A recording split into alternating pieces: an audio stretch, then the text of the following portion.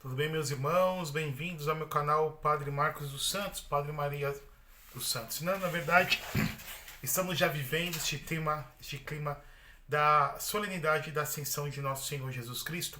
E nós vamos, então, meditar a palavra de Deus e também aprofundar sobre o que vem a ser essa grande solenidade.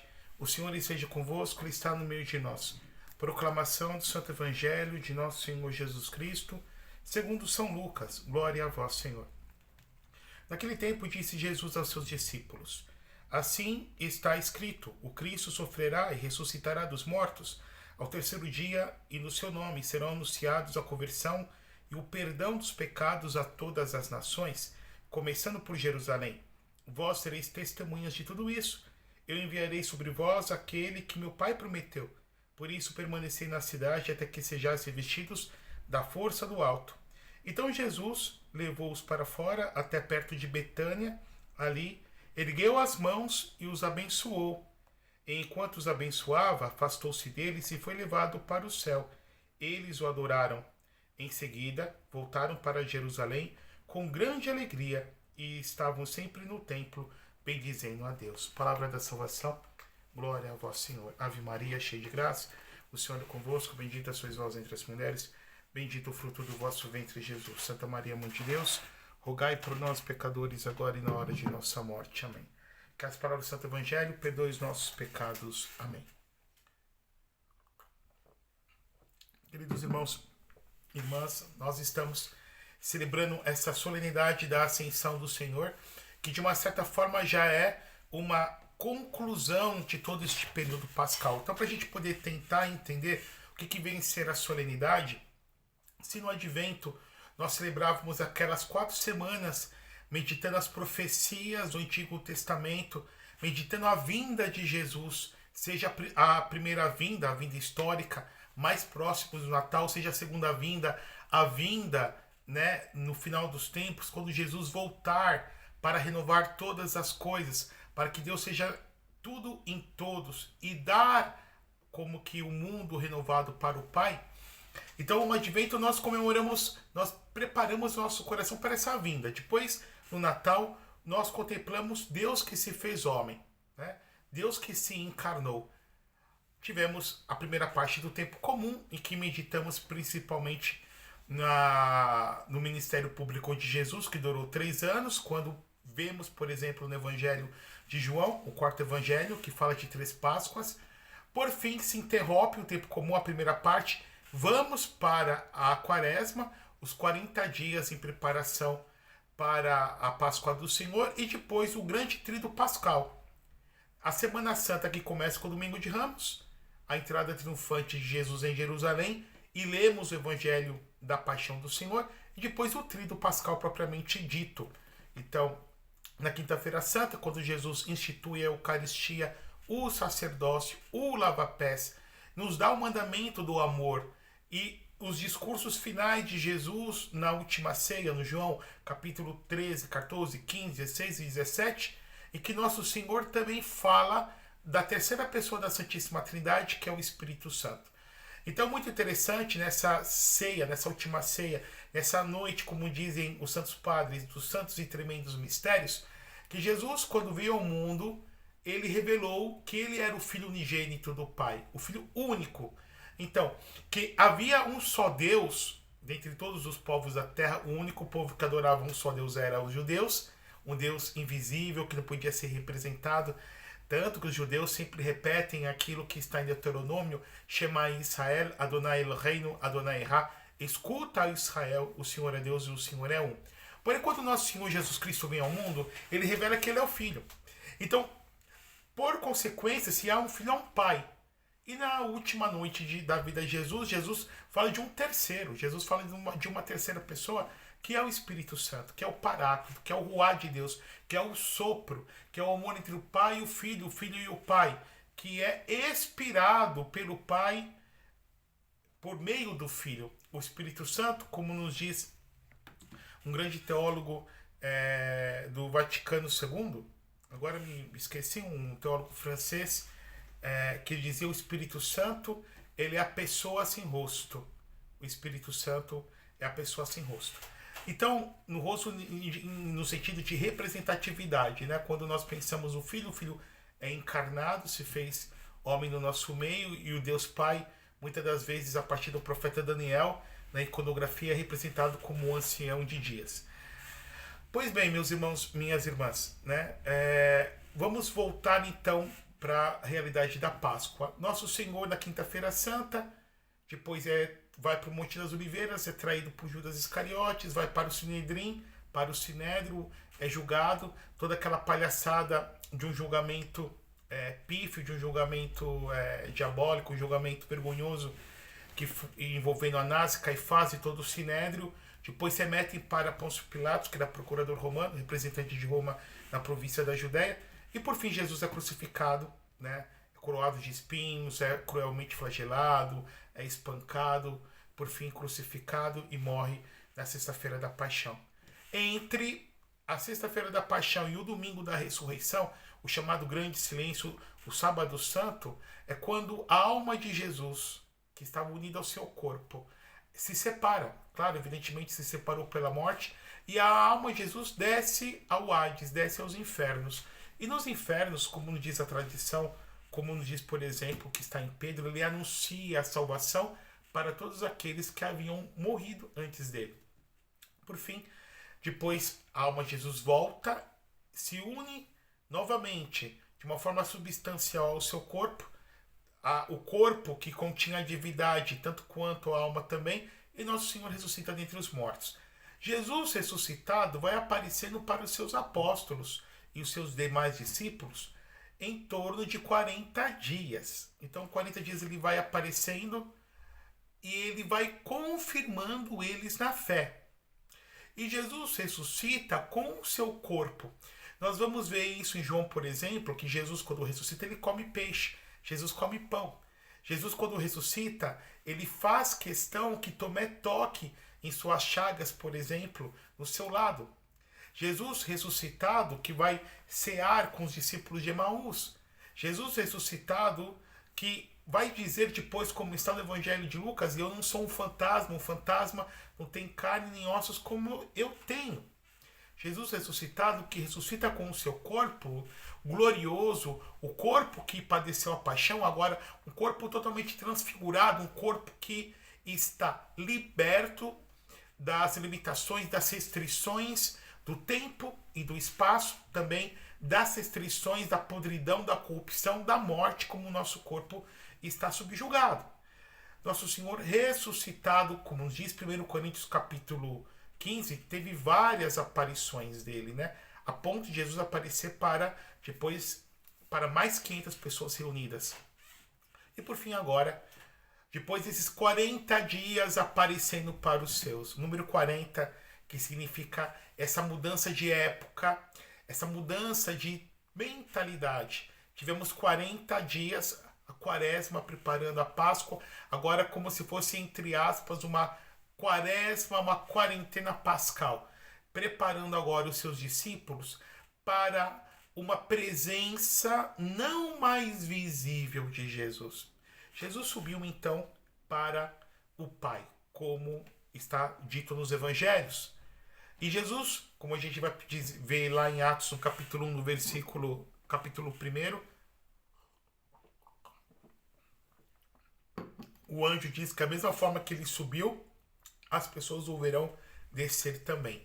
Então ele sobe para o Pai.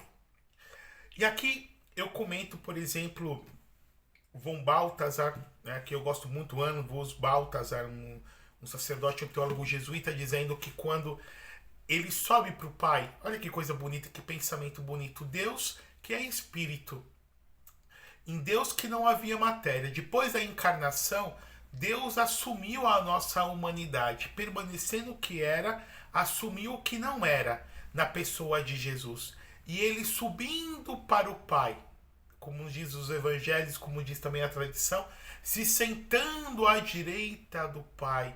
Sentar-se à direita significa autoridade. Tudo foi dado pelo meu Pai a mim, toda a autoridade no céu e na terra. von Balthasar, ele vem dizer que justamente essa humanidade foi introjetada em Deus. Foi introjetada em Deus. Então, depois da ascensão, depois da encarnação, depois da ascensão do Senhor, Deus foi afetado pela nossa humanidade. E o Pai agora olha para cada um de nós e para cada um de nós, para toda a humanidade, a partir das chagas de Jesus. Então, de lá do céu, e aí vem essa dinâmica divina, Jesus depois vai enviar sobre nós o seu Espírito Santo. Eu havia dito sobre o teólogo francês chamado Congar, né? Justamente o teólogo Congar, ele vem dizer que o Espírito Santo é a pessoa sem rosto. Então, o Espírito Santo que nos trouxe Jesus, olha que coisa tão linda. O Espírito Santo que nos trouxe Jesus no ventre da Santíssima Virgem Maria. O Espírito Santo que preparou e permeou e transpassou toda a carne de Jesus. O Espírito Santo que ungiu Jesus no batismo, como nos diz os santos padres, como Hilário de Poitiers, como Santo Atanásio, como tantos outros. O Espírito que tornou apto Jesus de Nazaré como Cristo, que apareceu em forma corpórea de uma pomba, como nos diz os evangelhos, que deu força para Jesus sofrer toda a paixão. Esse mesmo Espírito Santo, e na força dele que Jesus ressuscita dos mortos, Jesus que ressuscita pelo seu próprio poder, e pelo poder do Pai e na unção do Espírito Santo, quando ele sobe para o Pai, do Pai, ele envia para nós o seu Paráclito, ele envia para nós aquele que é chamado o advogado. Jesus é o nosso advogado, junto ao Pai, e de junto do Pai ele envia um outro advogado para cada um de nós, intercedendo por nós, dentro de nós, com gemidos inefáveis. Na primeira carta de São João, quando João comenta essa realidade de Jesus que sobe para o Pai, ele vem chamar Jesus de advogado. Ele vem falar assim: filhinhos, não pequeis, mas se vós pecais, que vós não desespereis, porque tendes um advogado junto do Pai. Um advogado, Jesus Cristo, o mediador. Porque ele vem falar no nosso nome. Porque é Jesus, como diz a carta aos Hebreus, aquele que disse para o Pai antes de se fazer do homem: eis que eu venho para fazer a tua vontade. Agora a grande pergunta é: Padre, nós então celebramos a ascensão do Senhor, né? Celebramos que Jesus subiu para o Pai, celebramos que Jesus está sentado à direita do Pai. Também nós, Padre, aguardamos que Jesus Cristo voltará. Sim, nós aguardamos, nós esperamos que Jesus Cristo voltará. Como nos diz, por exemplo, na primeira carta de Coríntios, no capítulo 15, como nos diz, por exemplo, na primeira carta de São Paulo aos Tessalonicenses, que fala: a trombeta soará, e ele virá sobre as nuvens para julgar os vivos e os mortos, virá para ser juiz, virá para ser salvador, virá para levar a sua igreja, virá para renovar toda a face da terra por meio do seu Espírito Santo, virá para vencer o último inimigo a ser derrotado, que é a morte biológica, virá para justamente restaurar tudo e virá para entregar para Deus Pai todas as coisas como troféu da redenção que ele nos mereceu na cruz. Agora a pergunta que a gente tem que fazer é o seguinte: onde que eu vou me encontrar Jesus? Como que eu posso encontrar Jesus se Jesus está junto ao Pai? Irmãos e irmãs, a presença de Jesus agora é de uma outra forma. É uma presença não tangível, ou melhor, é tangível, porém não visível, né? Tangível é aquilo que se toca. Jesus está hoje junto ao Pai. Mas Jesus, da mesma forma que está no Pai, porém de uma forma diferente, está na Eucaristia. Então, cada missa que nós vamos, e a missa é a renovação do sacrifício do Calvário, a cada missa que nós participamos, depois que o sacerdote católico, apostólico, romano, validamente ordenado pela igreja, consagra o pão e o vinho, que o padre faz a narrativa da última ceia, pronuncia as palavras da consagração em virtude da ordenação que o padre recebeu pela força do Espírito Santo, o pão e o vinho são transubstanciados e se convertem no corpo e no sangue, na alma e na divindade de nosso Senhor Jesus Cristo. Por isso que nós adoramos o Santíssimo. Então Jesus está na Eucaristia. Onde Jesus está? Jesus está no Santíssimo Sacramento do altar. Eu vejo o pão, eu toco no pão, eu sinto o gosto de vinho, porém são meramente aparências, são acidentes. A realidade última, a realidade ontológica, ôntica, foi totalmente transformada e é o próprio Senhor Jesus Cristo. Tanto é que quando o padre termina de consagrar, nós dizemos: eis o mistério da fé. Porque compreendemos até certo ponto a nossa razão, chega um momento que ultrapassa os horizontes racionais e somos obrigados a reconhecer, porque o Senhor é Deus. Deus não mente, Deus não pode mentir. E nem enganar, sem muito menos nos enganar. E se ele disse: isto é meu corpo, isto é meu corpo. Se ele disse: este é o cálice do meu sangue, assim o é, assim o cremos, é o seu sangue precioso. Vamos encontrar Jesus onde, Padre? Nas suas sagradas escrituras, na Bíblia, principalmente nos evangelhos. Claro que aqui não está substancial, não está de uma forma durável, mas quando eu leio essa palavra, compreendo, ilumina a minha inteligência, desce para o meu coração, eu encontro com o próprio Jesus. São Jerônimo dizia: quem desconhece a Escritura, desconhece ao próprio Jesus Cristo. Depois eu vou encontrar Jesus na oração.